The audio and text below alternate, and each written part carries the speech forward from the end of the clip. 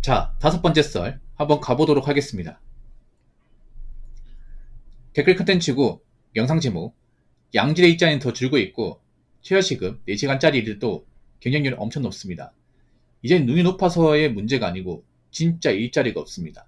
라는 영상에 달린 댓글입니다. 근데 지금도 눈 높은 사람 많은 것 같아요. 지금도 워라밸 따지고 근망경 따지고 주말 쉬는 거 따지고 이런 사람 많은 것 같아요. 참 웃기게 뭐냐 하면 좀 놀만큼 놀았으면 이제는 주머니가 궁하니까 자신의 처지를 인정하고 뭐든 가리지 않고 해야 되는데 지금도 가리는 사람들 많이 있어요. 여러분. 지금 정말 가리면 안 되거든. 왜냐하면 나는 뭔가 따지고 가리지만 현실은 지금 가리면 안 돼요. 가리지 않고 뭔가 지원해도 맞짱 일할 데가 없어요. 이게. 가리고 따지는 건 경기가 좋을 때 얘기죠. 일자리가 많을 때. 일자리가 많을 때 내가 선택할 수 있는 가지수가 많으니까 그 안에 괜찮은 거 찾아야 되잖아. 그러면 더 따지고 해야 됩니다. 근데 지금은 따졌다가 정말 굶어요. 굶어. 쭉 논다니까 이게. 근데 이 와중에도 자기 현실은 인정하지 못하고 자기 밥그릇은 생각도 안 하고 따지고 재고 나니 뭐 중소기업 가기 싫어. 나는 공장 가기 싫어. 난 보안업체 가기 싫어. 나 힘든 거 싫어. 이딴 식으로 이렇게 좀 자기 현실을 인정하지 못하는 이 방구석 여포분들 많습니다. 일단 대한민국 상황을 간략하게 말씀드리면 일단 양질 일자리 자체가 없어지고 있어요. 양질 일자리. 일단 양질 일자리는 뭐 대기업 일자리죠. 뭐 대기업 사무직, 대기업 생산직. 요즘에 뭐 대규모로 채용하는 회사가 있습니까? 있어요, 여러분. 오히려 지금 요즘 대기업 사람 안 뽑죠. 왜냐, 대기업도 요즘에 뭐 상황이 안 좋으니까 뉴스 통해 나온 내용만 말씀드리면 지금 철강이나 석하나에 사람 안 뽑아요. 지금 비상이야, 비상. 가장 잘 들어가고 성과부터 많이 터지고 돈도 꽤 많이 벌었던 분야 중에 하나지 않습니까? 철강의 석화 쪽은. 근데 많은 사람들이 가고 싶어하는 분야인데 이쪽이 잘 안 돌아가다 보니까 길 남아있던 사람들도 이 자리 찾기 힘들고 그런 상황에서 어떻게 사람 뽑습니까? 회사가 무슨 자선 사업가도 아니고 반도체도 사실 예전 같지 않고 그나마 이제 잘 돌아가는 자동차인데 자동차도 사실 위기라고 봐야 돼요. 자동차도 이번에 쉐보레가 이제 뭐 철수하고 하면 사실상 남는 거는 이제 뭐 현대 기아밖에 없어요. 물론 르노 삼성 있긴 하지 르노도 사실 미비하게 마찬가지지 않습니까? 쌍용도 그렇고. 근데 이번에 이제 뭐 미국 관세 조항 때문에 이제 영향을 받으면 우리나라 차도 이제 예전만큼 잘 팔린다 볼 수 없어요, 여러분. 그렇다고 내수가 언제까지 버텨주겠어요, 여러분. 경기가 안 좋으면 차 판매량도 지금은 좀 팔리겠지만 나중에 가서 좀 감소할 가능성도 있단 말이에요. 사람들이 이제 좀 뚝배기 깨지고 나면. 우리나라는 아시겠지만 자동차 판매량도 수출 같은 경우 미국이 절대적으로 운영을 합니다. 우리나라 미국에 뭐 안 팔리면 미국 안 팔면 딴 데 팔면 그만이지. 이게 아니야, 여러분. 미국 쪽 많이 팔아야 돼. 근데 관세 영향을 받는다는 거죠. 그래서 그 영향 안 받으려고 어떻게 합니까? 우리나라 차를 미국 공장에서 설립해가지고 거기서 만들려고 하잖아. 그럼 어떻게 돼? 국내에서 수출되는 양은 감소하겠죠. 감소할 거 아니야. 그러면 당연히 국내 그 매출은 확 내려갈 거 아니야. 물론 엄청나게 내려가진 않겠지만. 그럼 지금처럼 성과부터 많이 안 터지겠지. 지금처럼 이렇게 뭐 산업특근 같은 것도 많지 않겠죠, 이게. 그러면 아무리 대기업 생산직 해도 지금만 못 받아, 이게. 만약 대기업이 사람 안 뽑으면 그 밑에 중견도 사람 안 뽑고 중견이 사람 안 뽑으면 중소도 사람 안 뽑아요. 중소도 사람 안 뽑으면 그 중소 밑에 뭐가 있어? 조소가 있잖아요. 조소도 사람 안 뽑습니다. 네, 우리나라가 이렇게 제조업이 유기적으로 연결되어 있습니다. 보통 대기업 원청이고 그 1차 벤더가 중견기업, 2차 벤더, 3차 벤더가 중소기업, 그 밑에 가장 밑바닥에 있는 게 조소기업. 보통 이런 식이야. 왜냐하면 일이 내려옵니다. 이게. 그렇죠, 여러분? 일이 점점 내려와. 요즘 많은 그런 중소기업에서 일이 없다고 이제 힘들어하는 기업들이 많습니다. 당연히 일이 없죠. 위에서 일을 안 주는데. 일을 많이 안 준단 말이에요. 이게. 일을 많이 안 주면 어떻게 돼요? 뭐 산업특근 같은 거 없으니까. 산업특근 없으면 중소기업 월급이 정말 적어요, 여러분. 정말 적습니다. 기본급이 그렇게 많지 않아요, 여러분. 그 중소기업 중에서 기본급 300 이상 되는 곳이 많이 없어요. 잔업특근 때문에 그나마 돈 좀 받는 거지. 잔업특근이 없으면 이게 돈이 정말 적어. 그래서 지금 중소기업 다니는 분들은 이제 일 끝나고 나서 배달 뛰는 분도 있을 겁니다. 일찍 퇴근해봤자 뭐 집에 있으면 좀 기분이 안 좋으니까 뭐 퇴근하고 나가서 이제 한 3시간 좀 배달 뛰자 이런 분들 많이 있어요. 근데 배달도 요즘에 시원찮죠. 왜냐? 나 같은 사람이 많으니까. 나같이 이제 본업에서 뭔가 소득이 적고 불안하니까 이제 뒤늦게 이 배달을 뛰어드는 사람 많은 거죠. 점점 많아지고 있어요. 배달은 뭐 접는 사람도 있겠지만 접는 사람보다 들어오는 사람이 더 많아 이게. 배달은 점점 빡세질 겁니다. 점점. 배달의 단점이 뭐예요? 장점과 단점이 뭡니까? 진입장벽이 없다는 거잖아. 근데 이게 단점이야. 왜냐? 지금 들어오는 사람 막을 수가 없어요. 배달 플랫폼 입장에서는 오히려 라이더가 많으잖아. 더 땡큐해. 왜냐? 단가를 낮출 수 있거든요.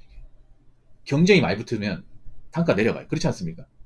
라이더끼리 머릿수가 많아지면 어차피 하겠다는 사람 많으니까 굳이 배달가를 올릴 필요가 없어요. 이게.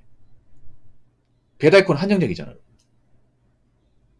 그리고 앞으로 배달콜이 더 많아진다는 보장이 없잖아요. 이게.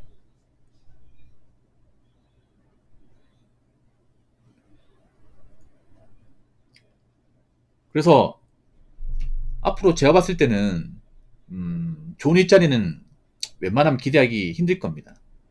그럼 좋은 일자리 아니면 다른 일을 해야죠, 여러분. 다른 일 해야죠. 언제까지 좋은 일만 따집니까? 그렇지 않습니까? 시간은 가고 있는데, 나이는 먹는데. 지금은 기회 되면 하는 게 맞습니다. 기회 되고 조건 되면 하는 게 맞습니다. 하면서 다른 거 찾아야 돼요. 아무것도 안 하는 것보다.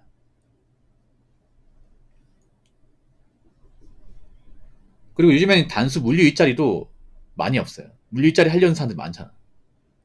그동안 천대받았던 그런 쿠팡이나 뭐 CJ 같은 그런 물류 일도 요즘 하겠다는 사람 많잖아요. 원래 같으면 가면 안 되는 곳으로 일컬어졌는데 지금은 너도 나도 가려고 하잖아요. 나이, 성별 불문하고. 왜냐? 돈이 궁하니까. 보통 힘든 일은 이 물류 쪽 일하시는 분들 대체로 이제 뭐 금전적 넉넉한 분들보다 어려운 분들이 많아요. 금전적 넉넉하면 누가 그런 일 하겠어요. 돈도 안 되고 몸만 고생이고. 굉장히 비효율적인 일인데. 그렇지 않습니까? 근데 내가 지금 이거라도 안 하면 뭐 우리 집안 일으키기 힘들고 뭐 내가 지금 채무 같은 거 있는데 그런 갚기 힘들고 그러니까 이제 하는 거야 이게. 그분들도 안 하고 싶을 거야. 쿠팡 버스트 안 타고 싶어. 근데 어떡하겠어. 내가 이거라도 안 하면 내 남은 카드 대금 누가 갚으며 뭐 매달 나가는 뭐 생활비가 누가 메꿔주냐 이 말이죠 이게. 이게 그런 거야 뭐냐 하면 봐봐. 경기가 안 좋아지니까 어때요? 돈 없는 사람들이잖아. 돈 없으니까 이런 일 하는 거 돈 없으니까. 돈 많으면 안 하죠 여러분. 배달 뛰는 분들 중에 연락한 분도 없어요 사실상.